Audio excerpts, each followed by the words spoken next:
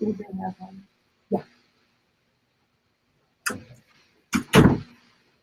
Well, hello and welcome everybody to today's webinar. We are excited to have you here and excited to introduce Kimberly Thompson, soon to be Dr. Kimberly Thompson.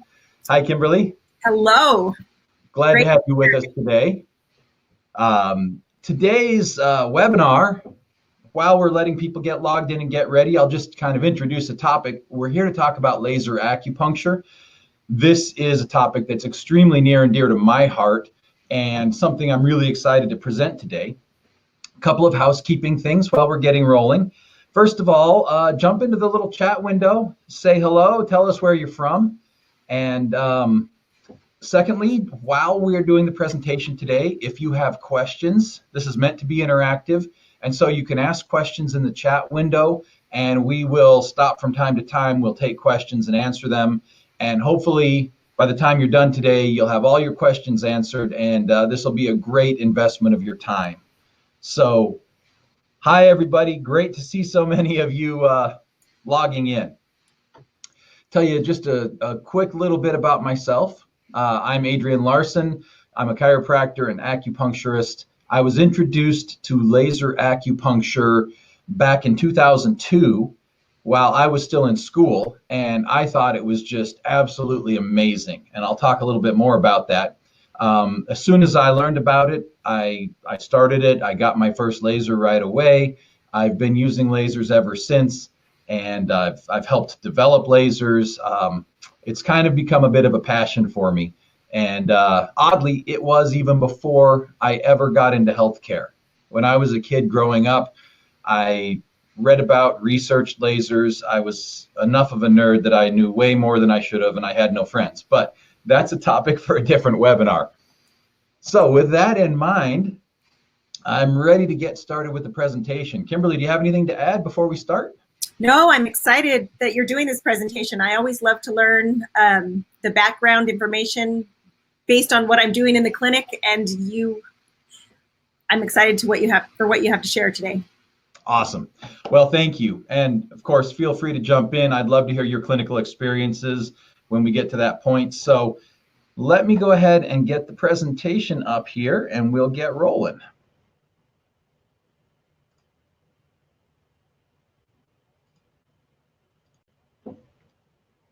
All righty. Good deal. Kimberly, are you seeing that okay?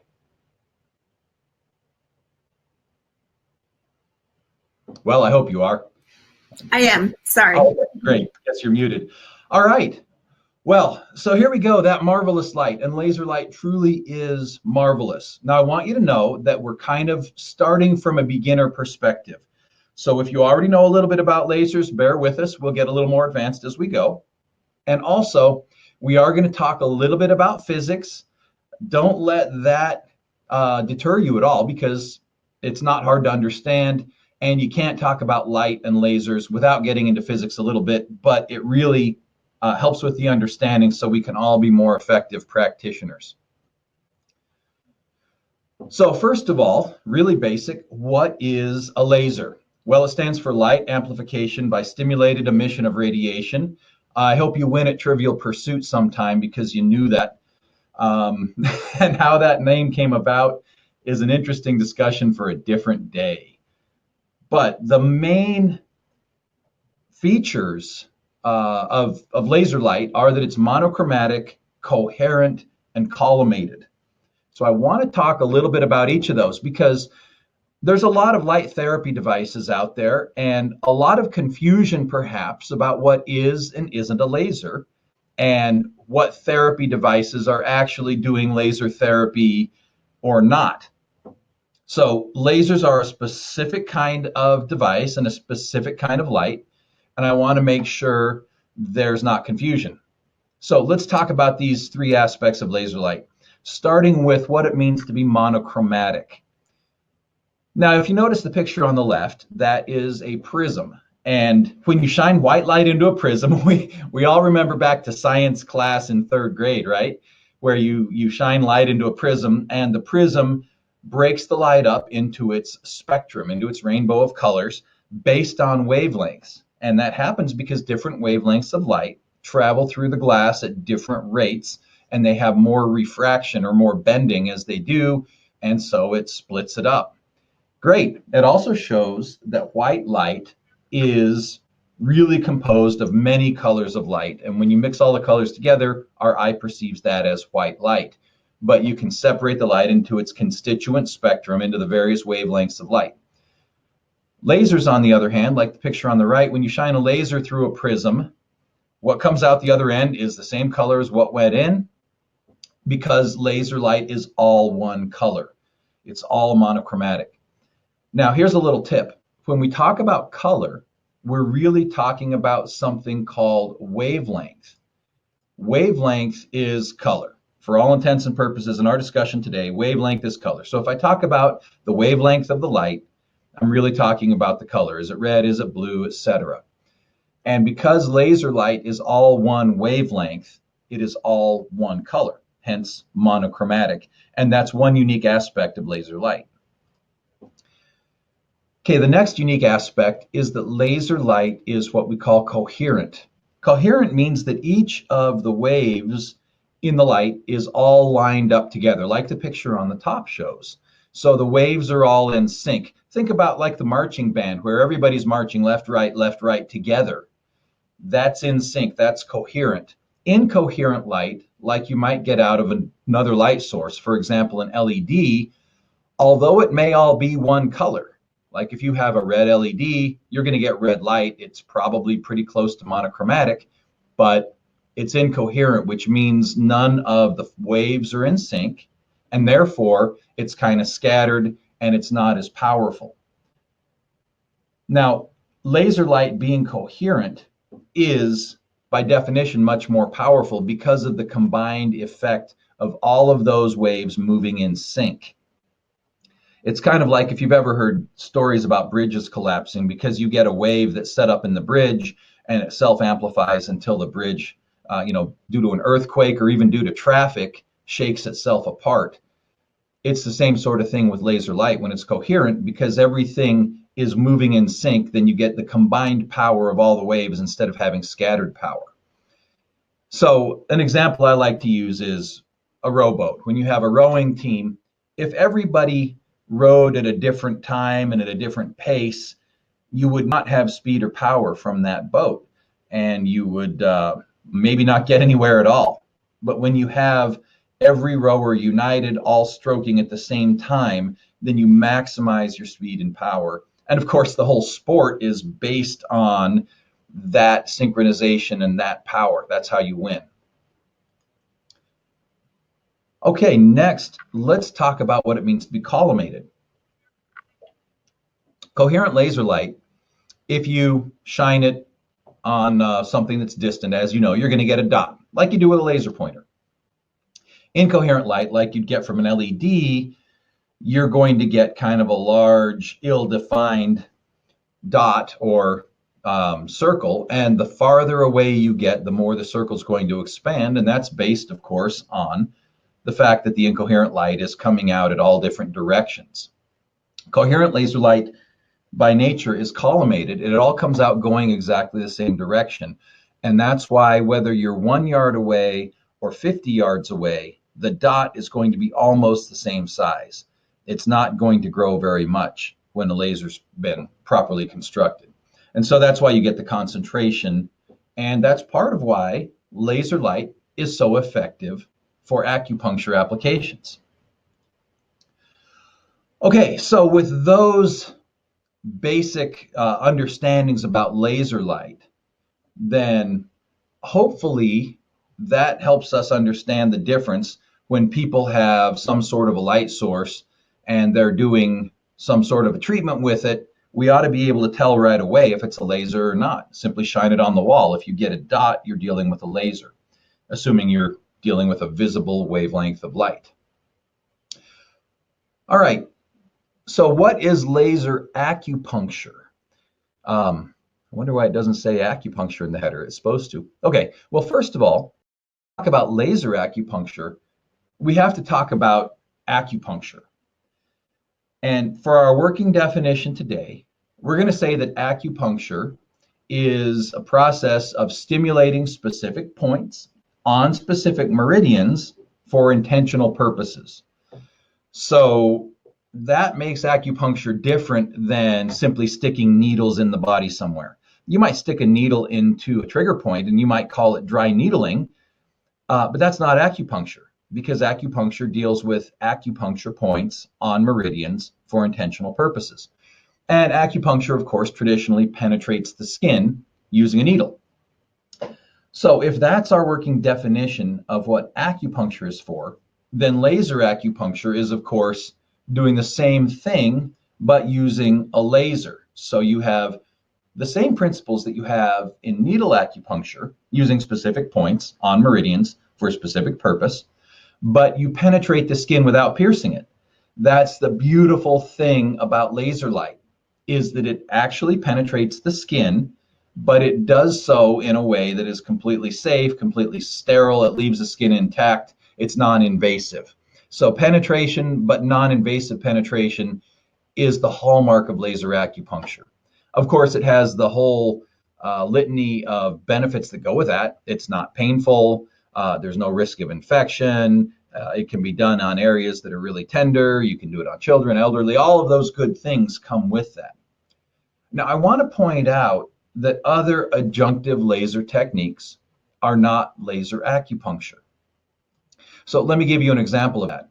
If I take a laser here, and if I stimulate a point, I'm doing that because it's an acupuncture point and I'm trying to treat that point, then I'm stimulating a point, I'm performing laser acupuncture. If, on the other hand, I take the same laser and I paint an area because I'm trying to do wound healing, for example, and so I'm painting the area of the wound, that is not laser acupuncture, because I'm not stimulating an acupuncture point on a meridian with the intention of having it cause an effect. So I've seen a lot of tools and techniques out there designed to bathe an area with light, for example, or designed to treat a wound for wound healing, designed to treat pain by lasering the pain. All of those things are great, and I have no problem with any of that. They're scientifically researched, they're proven, they're effective, but that's not laser acupuncture. So I hope I've made the distinction here. And what we're talking about today is not the medical stuff about pain control and wound healing. We're talking about actually doing laser acupuncture on acupuncture points. All right, so moving on then, let me just check this. And I see there's a few questions rolling in. Let me just address those really quick. Somebody says, I'm sorry, how long is this webinar? Depending on the Q&A, it might go as long as an hour total, maybe a little less. Will Adrian discuss red and blue lasers? Yes, we will get there, absolutely. And I hope that that covers all the questions. Can you stimulate a trigger point with laser?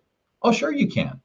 Trigger points tend to be deep. You would want a higher powered laser for that. Of course, that's not laser acupuncture, but yeah, that is an application of lasers. And there are many, many medical applications of lasers. That's one of them. So thanks for the questions. Keep them rolling in.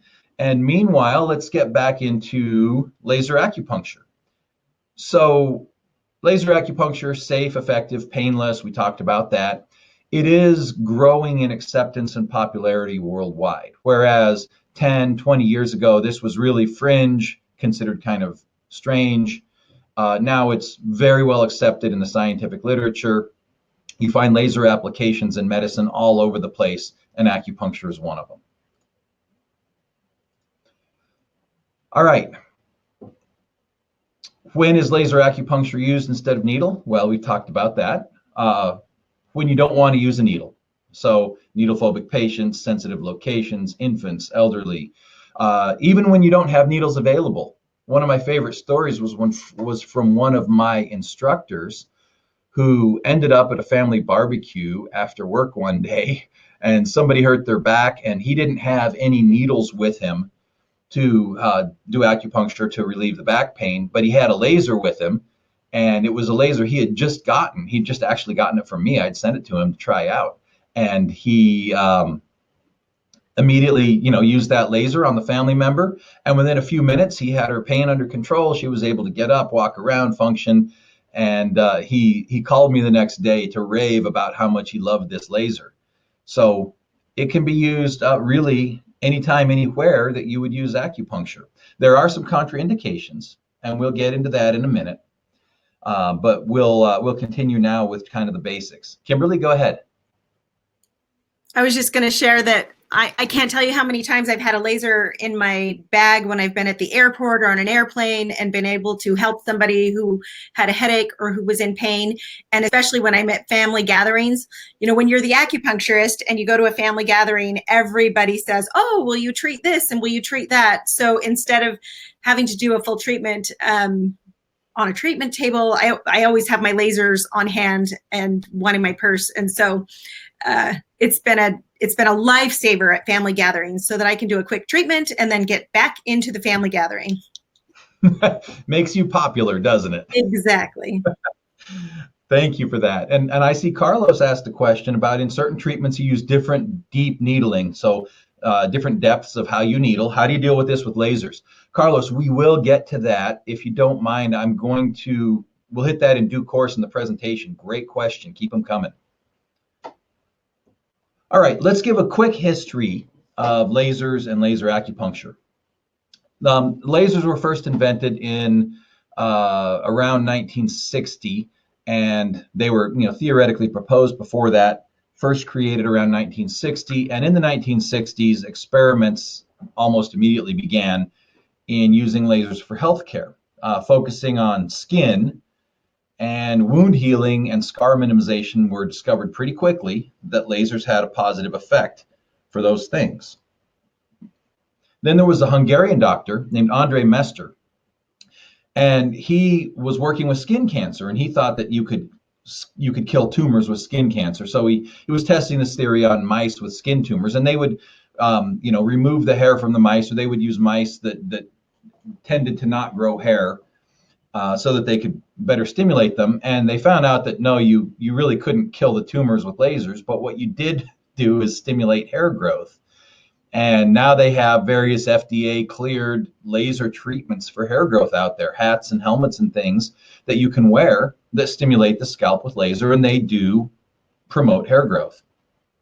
So that's kind of how lasers first started getting looked at in healthcare. And this gave birth to a field now known as photobiology, or the study of the biological effects of light. And I wanted to just interject here that this was considered quackery years ago. I was actually at a museum a few years back, and I was there with my kids at this science museum, but they had this special traveling display called the Museum of Quackery, and it I guess tours around the country. So I went into the Museum of Quackery to check it out, and they talked about phototherapy using different wavelengths of light and shining different wavelengths of light on the body to have different effects, and how this was, in the 1930s, 1940s, this quackery sucked in a lot of people and took their money with no effects. And they say that about everything until one day it becomes scientifically accepted fact.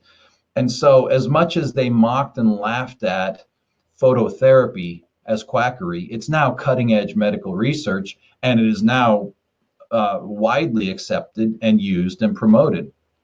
So the moral of the story is, before you start labeling things quackery and saying they don't work, maybe you ought to realize what you don't know, and that in 50 years, the science is going to catch up and show that it worked all along. All right, well, so much for preaching my sermon. Moving on then. The first laser acupuncture research, as opposed to medical laser research, started in the early 1970s, Russia and the United States. By the 80s, then lasers started to gain recognition for acupuncture use without the risks associated with needles. And so some of the research that's gone on, particularly medical research, shows that laser light stimulation helps with cell regeneration and growth, which translates into better wound healing, better recovery from surgery, things like that, decreases pain, reduces inflammation, improves circulation, even stimulates hair growth, like we talked about. These are all medical effects that have been widely researched. And we find that it works because laser light penetrates the skin. It works at the cellular level. It deposits energy directly into the cells. And there's a study called photobiomodulation. This deals with how light modulates biochemical processes in the cell, particularly at the mitochondria. So, for example, the correct wavelength or color of laser light increases ATP production and nitric oxide production, and along with many other effects. But even if you just focus on those two things, then you get a lot of good side effects. Increased micro and macro circulation, improved lymphatic drainage, improved local nutrition to the cells. It's also antiviral, antibacterial, antifungal if you use the correct wavelengths. And so when you talk about things like wound healing, surgery recovery, et cetera, these are some of the contributory factors that deal with why laser is so effective in those areas. And I wanted to show you this. I thought this was really fascinating. If you go to PubMed and you type laser acupuncture in the search box for the keywords, this is a plot of the number of results you're going to get. So you notice in the 70s, there were a few studies going on. Into the 80s, it started to really increase. And then it dropped kind of in the mid 90s. And then look what it's done ever since. There are lots and lots of studies being published in the medical literature about laser acupuncture. So you can see why this is gaining so much popularity, and frankly, why so many of you are on the webinar today. This has been one of our best signed up webinars that we've ever put on, and I think I know why. All right, a 1991 study showed that laser light actually travels in the acupuncture meridians through the body, which means that if you take laser light and you shine it on a point and you use a very sensitive photon detector further up that meridian channel, you can detect photons traveling up that channel. And if you get off the channel, you don't detect them. So there is something of a fiber optic effect in the acupuncture meridians that causes the light to travel in the acupuncture channels. Recent studies with fMRI imaging show that laser acupuncture at remote locations on the body has measurable effects on the brain, just like needle acupuncture does. So you can be lasering points on the feet or on the toes, and you can see areas of the brain light up and change as a result of that laser stimulation. So even among the kind of research crowd, the folks that are looking for biological effects and biological mechanisms to explain why acupuncture works, you have to concede that laser light does something biologically and has remote effects throughout the body. And that's, in my opinion, because it travels in the acupuncture meridians, just like remote needling has effects. All right, so if you were to go look through the literature, you'd find that there's a lot of success reports, a lot of studies published about a variety of topics where laser acupuncture has been studied in a controlled setting and found to be effective. Here's a list of some of them, and you can see it's quite a broad list. Here's a few more. And I see I misspelled neonatal abstinence syndrome. Sorry about that. So if you're dealing with laser acupuncture, you can see that it's got about as broad of an application as needle acupuncture in terms of just the sheer number of things that can be treated. And that's because the laser in the end is really just another way of stimulating the acupuncture points, and the magic is done by the acupuncture meridians. Now, there are some, of course, research issues, and this is because medical research always has different points of view. If you publish a study, somebody else will publish a study that contradicts it, or will publish an editorial giving their opinion that you didn't do your study right or whatever. So here's a good example. There was a study done in 2009 by Chow. It was published in The Lancet. Systematic review, 820 patients total in this review, and it studied acute neck pain. And what they found was that laser acupuncture had an immediate effect on reducing pain, and that when somebody completed a course of treatment, multiple treatments, that the relief tended to last a long time, up to 22 weeks after completion of treatment. And hey, that's a super positive study. All this, based on laser acupuncture. But then others said, hey, wait a minute, I don't know, I think your inclusion criteria for studies was too broad, or I think that, 3 of these studies had low quality design and et cetera, because you can pick apart anything. And so then people say, yeah, no, this really didn't show anything at all. So my point in telling you that about this whole pain in the neck is that in the end, what matters is the results you get in your practice with your patients. If you're getting good results, then keep doing what you're doing. There's plenty of research to suggest that you should. But of course, nothing in medicine is ever settled, and the research will continue. And that, in my opinion, is a good thing. All right, we talked about advantages: safe, painless. It's easy to do laser acupuncture and just light the point with the laser. And it's often shown to be as effective as needle acupuncture without having to use a needle. So with that in mind, let's get into some of the nuts and bolts about how to perform laser acupuncture. After we do that, then we're going to talk about choosing lasers, different wavelengths and colors, different power levels, all of those technical things you need to know about lasers. But with whatever laser you have, let's talk about how do you perform this. Well, first, obviously, you locate an acupuncture point that you want to treat. It can be anywhere on the body except near the eyes. If you're anywhere in the vicinity of the face or eyes, you want to be extraordinarily careful with laser, and obviously never ever use laser acupuncture in the eye or on the points surrounding the eyes. If you're anywhere near the face, you need to take all the appropriate precautions so that you don't accidentally shine a laser into somebody's eyes. And I know that's common sense, but I want to reiterate that laser light, being that it's coherent and concentrated, it can be damaging to the retina very quickly.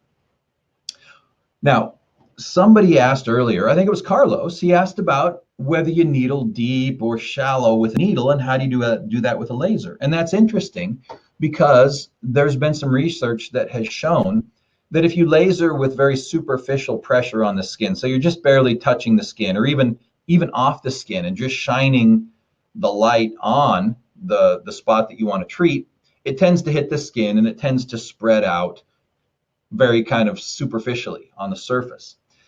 If you apply a little bit of pressure, then you tend to get deeper penetration with the laser light and you don't get as much spreading in the skin. And if you apply more pressure, you apply moderate to heavy pressure with the laser, you actually move fluid out of the skin and you get even deeper penetration or concentration of the laser light. And so to answer Carlos's question, it essentially comes down to how much pressure you apply with the laser. Obviously, within reason, you never want to apply enough pressure to cause pain, but light pressure or touch versus a little more penetrating pressure will control your depth of penetration with the laser light. All right. We'll also talk about power considerations and penetration. We'll do that in a minute. But first, I want to mention the idea of how long to treat. I usually treat between 15 and 30 seconds with the lasers that I use, and we'll talk about power level and dose in a few minutes. But I target that length of time because anything longer than 15 to 30 seconds, in my opinion, is too cumbersome for practice. And it sure becomes a lot easier and more tempting to just place a needle and let it go and do its thing rather than stay there for 2 minutes, 3 minutes, 5 minutes holding a laser. You're just not going to want to do that. Part of the reason I like laser acupuncture so much is that properly performed, it can be very effective and very quick. 15, 20, 30 seconds per point can get great results. And the other thing is when you're treating a patient with laser, never look at the dot that's being produced on the point. Don't stare at the dot. I think it's better to make skin contact so that the dot is contained and there's no reflected light, because reflected laser light is still laser light. And you're still staring into laser light if you're staring at the dot. I do not recommend that. We'll talk more about safety precautions and eye protection in a few minutes here. So let's talk a little bit about dosing and how much power you have to put into a particular point in order to be effective. So output power of lasers is measured in milliwatts. That's a milli means a thousandth, so thousandths of a watt. If you have a 5 milliwatt laser, it's 5 thousandths of a watt. When you think about it, a light bulb in your house, at least the old school light bulbs, those power levels are measured in watts also, but that might be 60 watts or 100 watts. And lasers are in thousandths of a watt. And again, that's because the kind of light they put out, coherent light, is so much more concentrated and powerful that if you had a laser measured in watts, you'd be, blowing holes in things like tanks or battleships. That's the kind of thing that military lasers are doing. And then they get into, thousands of watts and so on for weapon systems. We don't want to do that. We're in milliwatts. The applied dose, when you apply a dose of laser light to the skin, it's actually measured in joules per square centimeter. A joule is an amount of energy applied. And so if you want to apply a certain amount of energy for every square centimeter of skin, then the size of the dot produced by your laser, the size of the point you're trying to treat, the amount of time that you leave the laser on, because the longer you leave it, the more energy you're depositing in that point, the depth of pressure, the wavelength you're using, because some wavelengths will penetrate better than others. All of those things determine the total energy applied to any specific point. And it gets to be kind of complicated. What I mean by that, there are various schools of thought and various studies and people that will say, oh, you have to apply this many joules per square centimeter or you don't have an effective dose. And measuring joules per square centimeter gets a lot more complicated because all of these factors that I listed here, the size of the dot, the time, the depth, the wavelength, all of that goes into that equation to determine how much of a dose you really put. You could have a very weak laser, but a very tiny dot and be putting a lot of energy in a very tiny point.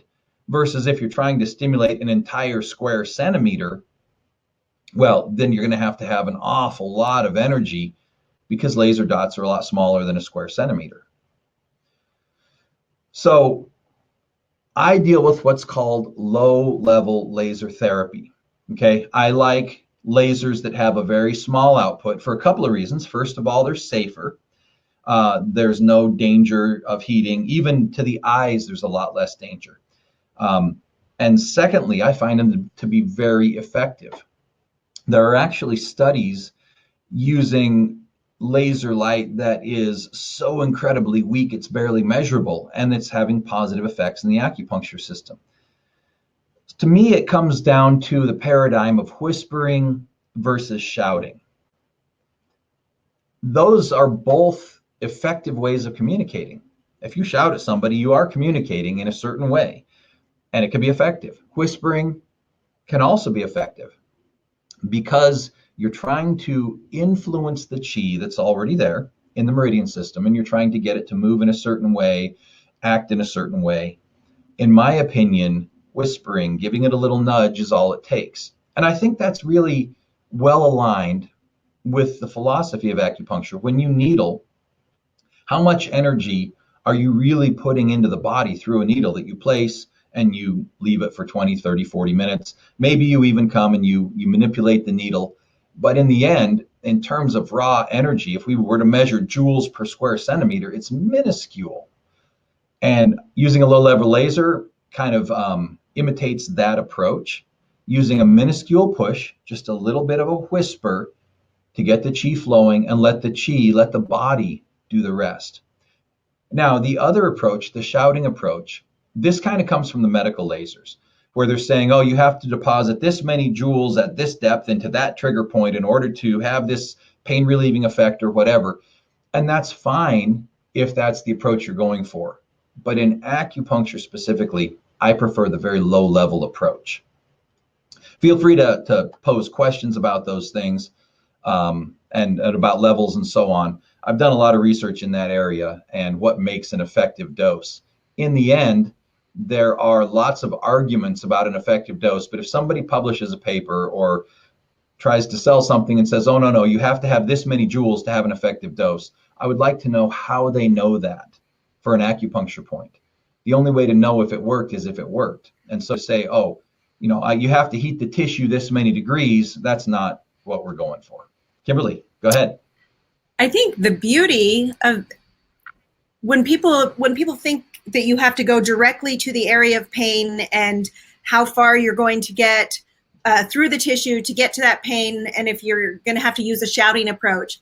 But look at the beauty of acupuncture. Somebody can have hip pain or low back pain or a headache in the temples, and we can go all the way down to the foot. And one of my favorite points is gallbladder 41. By creating movement in at that point, it pulls energy all the way down, which then would resolve pain in the glutes, which would be a really deep point, or resolves a headache pain. All I have to do is create that movement further down the channel in order to resolve the pain. So when we're talking about whispering and treating that one point, I love to be able to use a laser, because really that's all you're doing. You're just creating a slight pull in order to make the movement. So it's not even necessary in most of our really effective acupuncture techniques to go deep and directly into the area of pain. All we have to do is create movement. Yeah, I love that. Well put. You don't have to go deep because the meridian goes deep.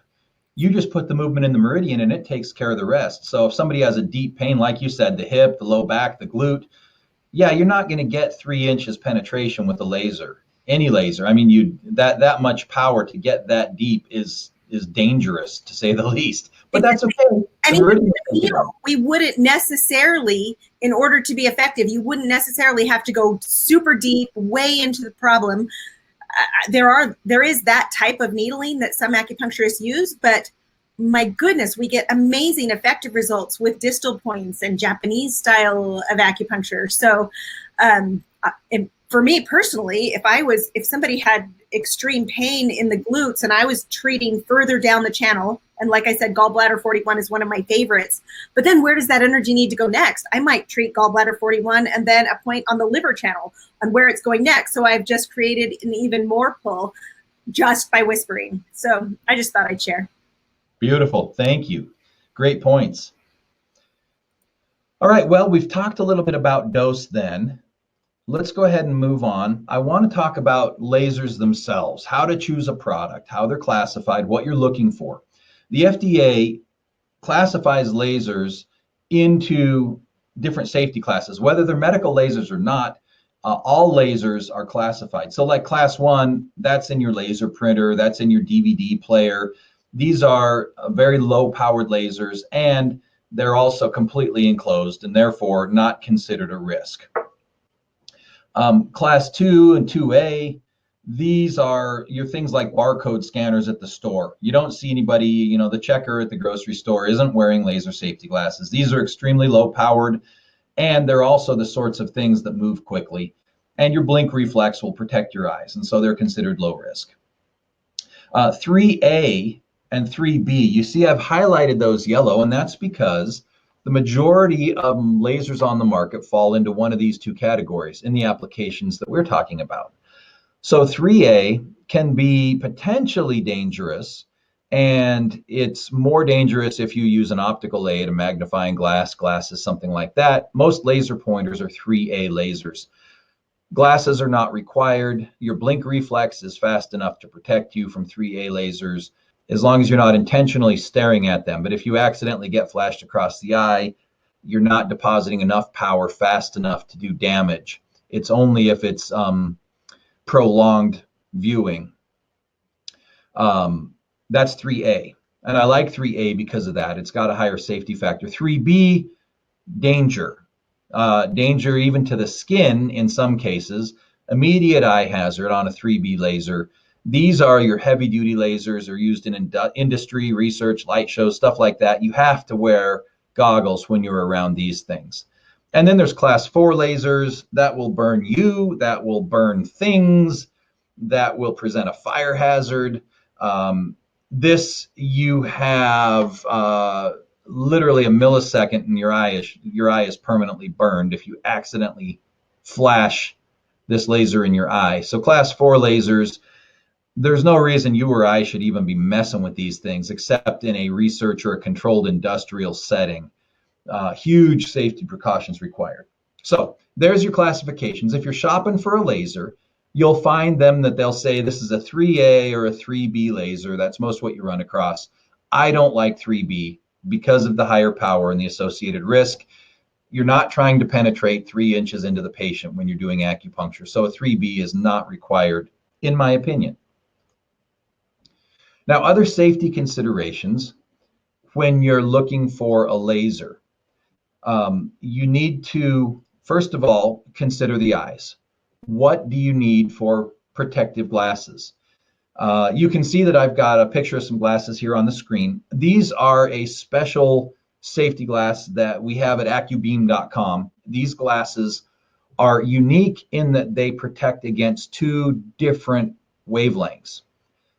And let me clarify. Your typical glasses are designed for a specific set of wavelengths. So you might have glasses that are designed to protect against red lasers, for example, and they're very effective at blocking red wavelengths, but they don't do anything to block blue or green or any other color. Likewise, you could have one that blocks blue, but it doesn't block red.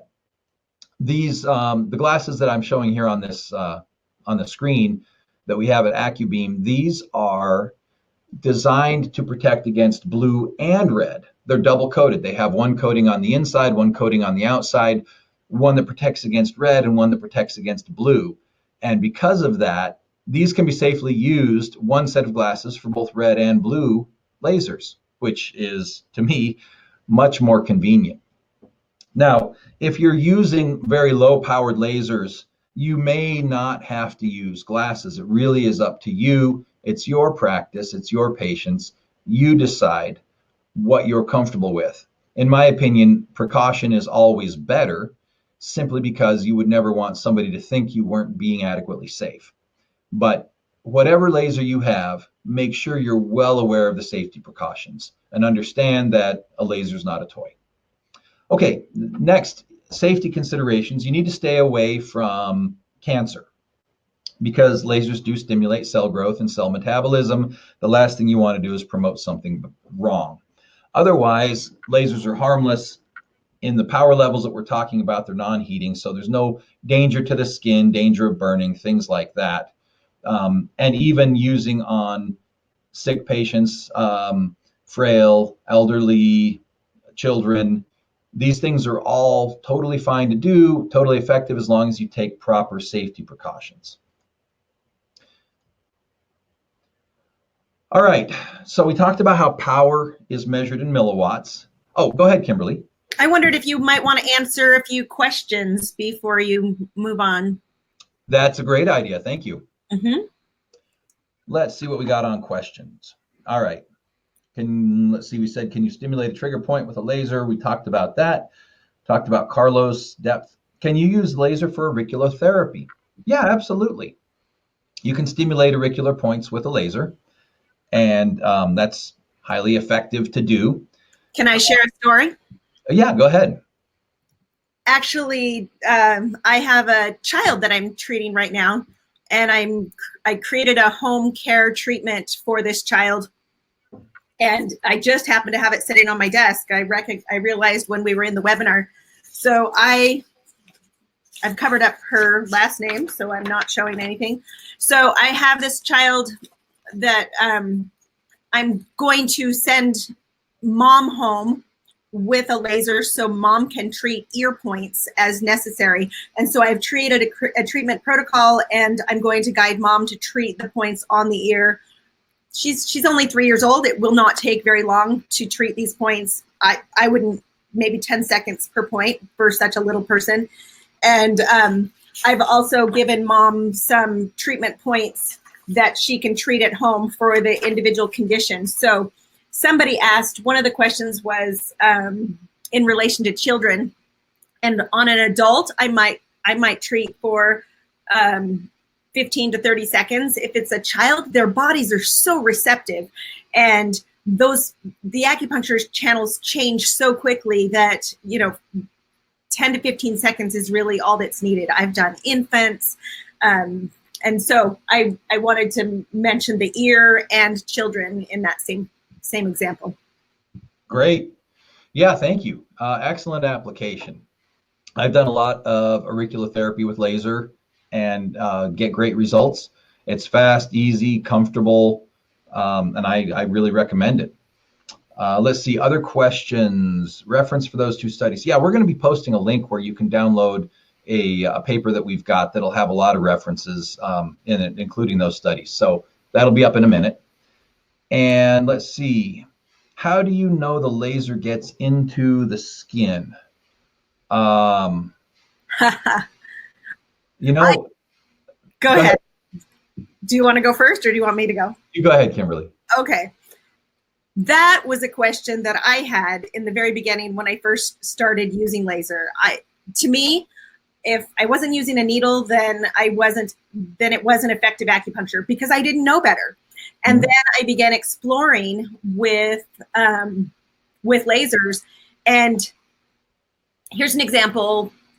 Years ago, when I was first learning acupuncture points, and I recognized that if I treated stomach 44 on the foot, I could change somebody's nausea, or I could change somebody's acid reflux immediately just by, I could do it with my thumb, I could do it with a needle. And so I used that same instance as I was playing with lasers in the beginning to see what type of a change I could make in the body. And when I could treat that point and make that change in the body, then my life circumstances kept happening over and over again. I would practice and I would see a change, and I would practice and I would see a change. So that is one way. I just had to trust and practice and see what happened. And of course, it always worked. And then the other thing is, once I recognized that I could actually change the condition of the channels, because I work with AccuGraph and I measure the acupuncture pathways. So I have a way on a computer screen where I can measure the acupuncture points, show on a computer screen where the imbalances are. I could then treat the points that I would want to treat with a laser and be able to make those changes. So that was another proof. And then one more proof story. One of my favorite protocols for the ear is treating shoulder pain. And I've done it with microcurrent, I've done it with needles. But when you can take a laser and you can treat a shoulder pain protocol, and somebody has shoulder pain and you could use the laser, and then you can have them recreate the pain, there's no doubt in my mind whether or not that laser is penetrating through the skin and whether it changes the channel. So that's when patients just go, wow, I can't believe that you made that change simply with a laser. So I'm a believer. It took me a little while, didn't it? You remember? Well, sure, but you'd never been introduced to it. And of course it takes a while. Yeah. Well, and then the other thing is, because I work in the acupuncture field, I remember when laser was a new technology and people had so many questions. And the best way that I found, especially those who are really sensitive to feeling chi, and I say, well, you know what, let's just try it. And I will treat a point like large intestine 4 or GV20 on the top of the head. And the practitioner sits there and says, oh my gosh, it works. They could feel the change. They could feel the flow. So somebody who's really sensitive, it's kind of fun to introduce them to laser if they're skeptical. Yeah, absolutely. And just from a straight nuts and bolts perspective about how do we know it's penetrating the skin? Well, there have been a lot of studies done about depth of penetration and so on. There have been studies, like I mentioned, about the fiber optic effect. And frankly, you can, take a laser and shine it on the back of your finger and see it light up the front. Or even in a dark room, you can do it through your palm and actually see the laser light penetrating through. So hopefully that answers that. And I don't see any other unanswered questions at the moment. So let's talk about a couple of other considerations here. We were talking about equipment and the measurement in milliwatts of power. Do you still have something, Kimberly? There still are several more questions. Do you want to answer them in a little bit? There they are. I didn't see them. I'm sorry about that. Yeah, let me keep going with questions. Okay, let's see. Virginia says, some minutes I lost is a recommended dose in children. Kimberly, you addressed that, usually smaller than the adult dose, but it depends on the power of your laser, which we're going to talk about in a moment. Would you use laser on pregnant women? I read an interesting study yesterday, not kidding, on inducing labor in pregnant women with lasers and found that it was effective to do that. And so, yeah, there's no contraindication other than the contraindications that you would have in normal acupuncture. For example, there's certain points you don't treat on a pregnant woman unless you're trying to induce labor. Well, the same goes for lasers. Wonder if it's okay to use in Canada, Monique says. Good question. I would check with Canada. I happen to know of a lot of Canadian acupuncturists who are using it. I'll just say that. Yeah, I know a lot of them. I was about to say the same thing. In terms of rules in your particular area, you'd have to check. In the US, every state has different rules. I've looked into some states. In general, I've not seen a lot of issues. When do you use the red and blue? We'll get to that one. Avoiding the eye area, stomach 1, stomach 2, bladder 2 for eye health. I would not laser those if it were me. I know people that do. I don't think it's worth the potential risk, even if there was an eye problem later, the patient had something else go wrong, you wouldn't want to get blamed even if you didn't cause it. So I just, as a matter of course, I stay away from the eyes.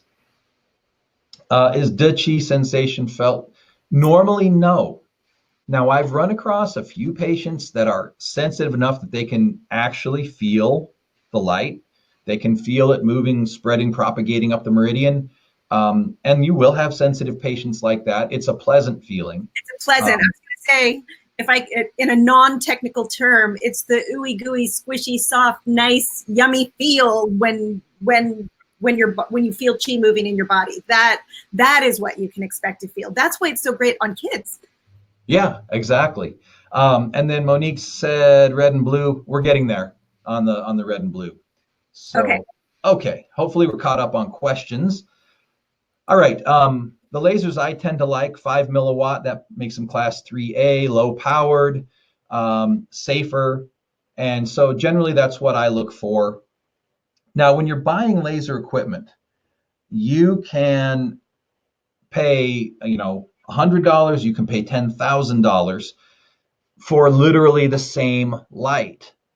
You can have a laser that, has lots of claims and so on that costs thousands of dollars that outputs a 635 nanometer beam at 5 milliwatts. And you can have a $100 laser that outputs a 635 nanometer beam at 5 milliwatts. So I had an instructor one time who told me, and I think this is sage advice, he says the human body does not know how much you chose to pay for a device. All it knows is what light is coming in. So you can have the same output on many different devices. Consider your return on investment. How much can you invest in a laser, get quality, and consider what you need. You're not doing laser surgery here. If all you're trying to do is stimulate an acupuncture point, it does not necessarily require a $10,000 laser to do so. And then you need to know your specifications. You need to know what you're buying. So we talked earlier, we said that wavelength refers to color, and here's a little wavelength chart. 450 nanometer, that's one of the wavelengths I like. That's right in the middle of the blue, a nice sapphire blue, and 635 is the other wavelength I like, and that's heading into the orange red, heading toward red, and so it's a very bright, intense red. But this is where the wavelengths land. Now, the difference in the wavelengths. Red, the 635 nanometer is the most common. If you go to the store and you just try to buy a laser pointer, like, at the office store or something, that's going to be a cheaper diode. Diodes are what produce the laser light. That's going to be a 650 to 670 nanometer, and that's not the most biologically effective. The more biologically effective wavelength is 635, and that's a little bit more specialized of a laser. It's not just a pointer from the store. This wavelength is produced by the cells of the body, literally produced by the body cells. During cellular division, there's a burst of this light as the replicated chromosomes divide from one another. Also, I just read yesterday or 2 days ago that 635 nanometer is actually one of the strongest wavelengths in Arctic light in the wintertime. I thought that was interesting. It has a stimulatory effect, so it increases ATP production, increases cellular growth. It's used for wound healing. In acupuncture parlance, we would call that tonifying. It has a tonifying effect. So I use red light for tonification. I use blue light, the 450 nanometer blue, which is not the ultraviolet light. Ultraviolet is 405, not 450. And I've seen ultraviolet purple blue lasers for really cheap, and they're not blue. I even bought one time. I just bought it on eBay because I was experimenting with lasers, and they said, yeah, 450 nanometer blue, and it arrived, and it was a 405 El Cheapo. Of course, when I contacted the seller, I got nothing. So you want to watch that and make sure you're buying from somebody reputable and get the wavelength you think you're getting. The blue has a calming inhibitory effect. In acupuncture, I like that for sedation. And then there are other wavelengths out there. So for example, the higher wavelengths, the 800 to 1000 nanometer, those are infrared lasers. That's in a true infrared, it's not even visible light. It penetrates deeper. Those wavelengths go deeper, but they also have a heating effect in the tissue because infrared light we perceive as heat. And so if you're having concentrated infrared light in a spot, you have to be careful about heating effects. Although that's really good for things like sore muscles in a non-acupuncture perspective, I don't like it for acupuncture. I like the red and the blue the best, sedating and tonifying. And then there's the green lasers. These are in the 530 range. Green laser light, I've not seen much good evidence for. It penetrates poorly. Part of the reason green for a while enjoyed a little bit of popularity is because when lasers were first developed, red was all you could get. And that's because the process of producing laser light requires certain physics and only certain materials. And so the materials that were available could make red. And the next laser color that was invented was green. And so people that were using red immediately wanted to experiment with green for acupuncture, but it just didn't really do much. And so now there are a whole variety of colors of lasers that you can get, but I still think red and blue are the most effective in my opinion, the 635 red and the 450 blue. One other thing to point out, there are what are called laser needle systems. Here's one that you can see where it's got a bunch of fiber optic cables and it's got laser heads that you tape onto the patient, and it's got a high powered output through that fiber optic cable, and you leave these taped in place for minutes, half an hour, something like you would with an acupuncture needle. These are used a lot like a needle. In my opinion, that's overkill. I've never found the need to have that much power for that long to stimulate a point. And these are very expensive systems, but I do know that they publish studies, they get good results, and so I'm not knocking them. It's just not my first choice, primarily due to the cost. So to summarize then, laser acupuncture, safe, effective, comfortable. There's a lot of good studies out there. It's very easy to perform. When you're shopping for equipment, basically you need to make sure you understand wavelength, power level, and safety considerations. And remember, always safety first.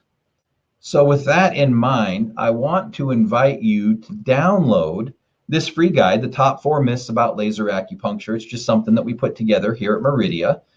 And you can download it for free. It's at the URL that I'm showing there, bit.ly/laser-guide. And you can go download that now, get your free PDF. There's a lot of research references in there as well. So with that up, while you're getting that, I wanted to address a few more of these questions before we close today. So we talked about the difference between red and blue. That was one that Monique asked about. And then let's see, Virginia says, when the patient has problems to go to the treatment, what is the minimum frequency needed to maintain the treatment? So in other words, how many times per week do you need to treat? Again, it's a lot like needle acupuncture. If somebody is acute, you might treat several times in a week. If you're dealing with a longer term, more corrective sort of thing, you might do weekly. And for a maintenance patient, they might only come in once a month for a tune-up. So the rules don't really necessarily change because you're using a laser as a tool. the rules of acupuncture still apply. Next question. Somebody said, what about yin tong? And the yin tong point, yeah, absolutely. You can treat that with laser. Just be careful to take proper precautions, perhaps block the eyes with your hand or with the patient's hand with safety glasses, something to make sure that they're not going to get any stray light going into the eye. All righty. I don't see any other questions. So go ahead and grab that laser guide. And if you have any other questions, now's the time to ask them. Kimberly and I are both here. Kimberly, while we're getting more questions in, do you have one more favorite laser treatment story you want to share really quick before we finish up? I do. I have this one patient who comes to my clinic, and they are convinced that if I use needles on them, that their body goes hyperactive. And he allows me to treat. It's funny because I treat husband and wife. I can put all the needles I want in wife, and he's very he just considers himself very sensitive to needles. So I can use 4 tacks.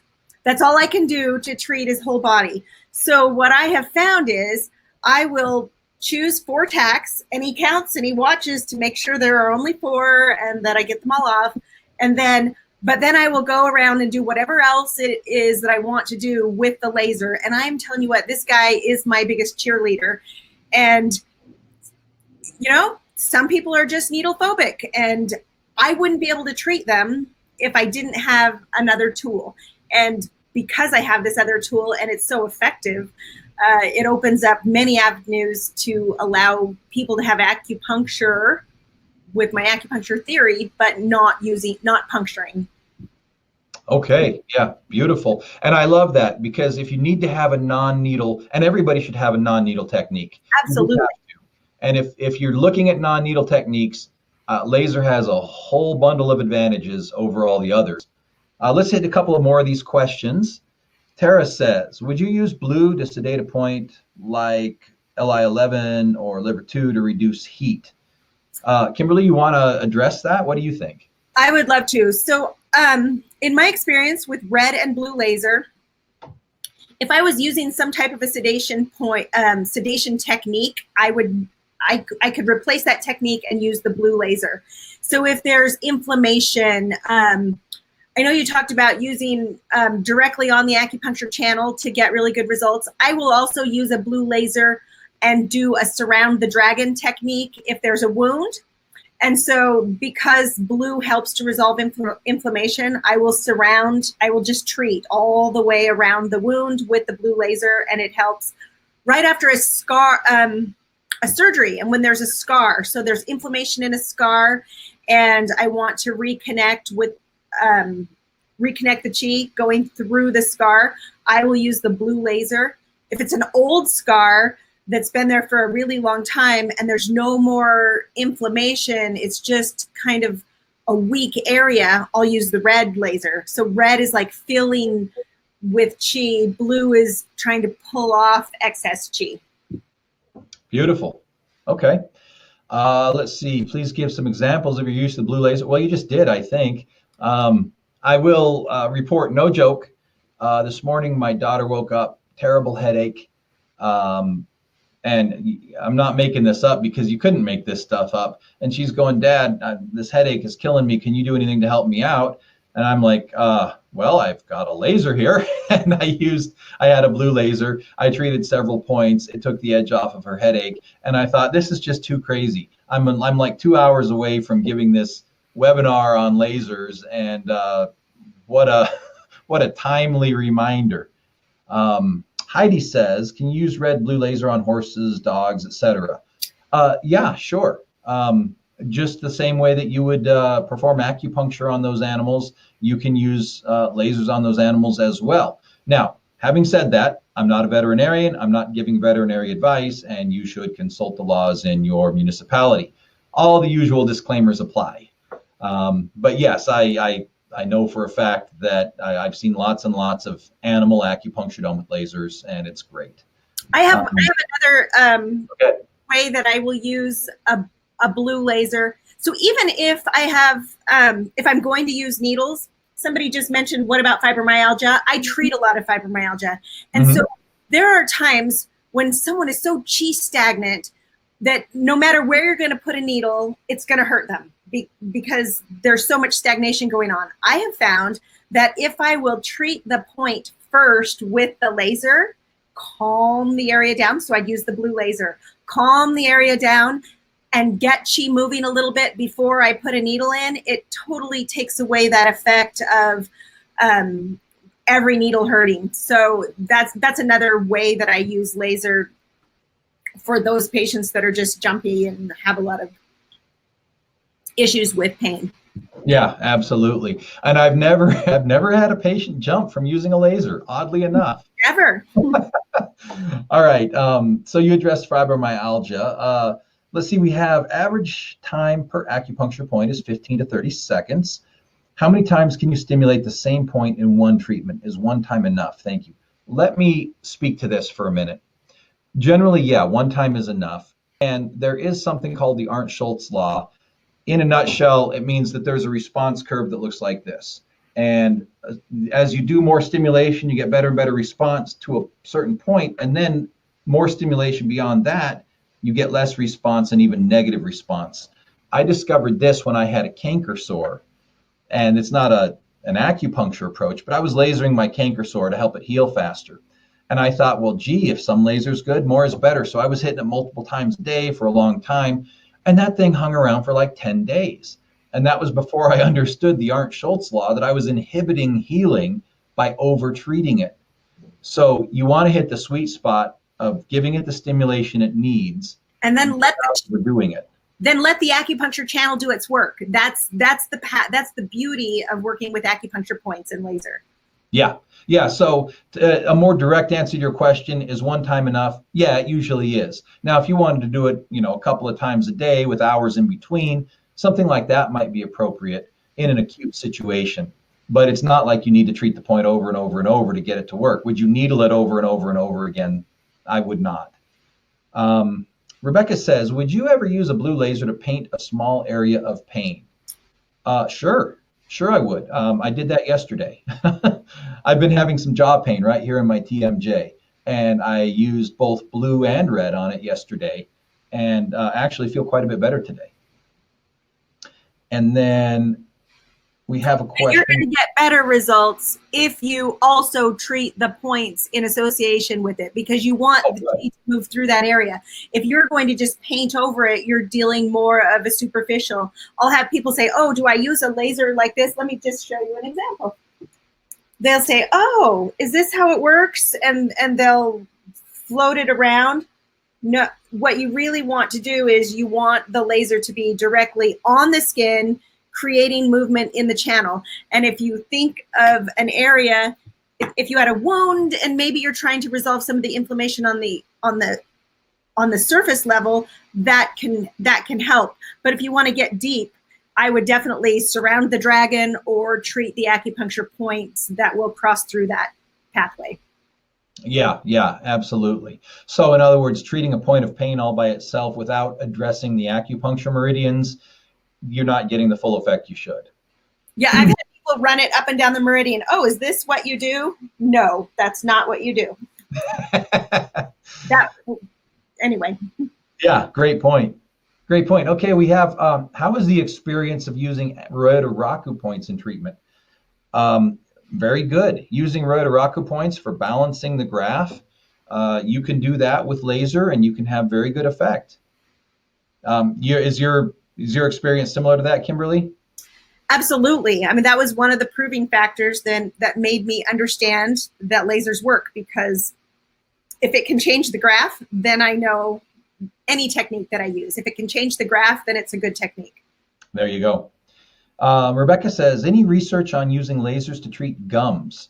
I've not read any. That doesn't mean there's not research out there. I would imagine there probably is, particularly when you're dealing with things like oral surgery, wound healing, maybe gingivitis. So I would go look it up. I think I wrote a blog post about that one time. the patient wanted to fire me because she was so afraid of needles. And so I talked her into coming back one more time, and it was her tooth pain that she had, and I used the laser. You just have to get creative. I definitely would use it on gums if the need be. Obviously, you wouldn't want to use it on anyone else afterwards, but Yeah, yeah. Or you'd put a plastic bag or something. Yeah. Okay, I don't see any further questions, and we actually went. Oh, there are. Yep. Go ahead. Can you stimulate the same point with both blue and red laser? You could, but it wouldn't be necessary. Good answer. And what's the other one? I guess that was you saw the gums one. You had just missed the. Oh, okay. I just missed the other one. All right, great. Well, thank you, everybody. I think, wow, that went a little longer than we expected, but great questions. I hope you got some good information that you can take home and start using right away. And if you have more questions, you want more info, visit acubeam.com or contact us. And we're glad to answer questions personally, one-on-one, and help you in any way that we can. So thanks, everybody, for attending today, and we will see you next time. Kimberly, thank you very much. Thank you.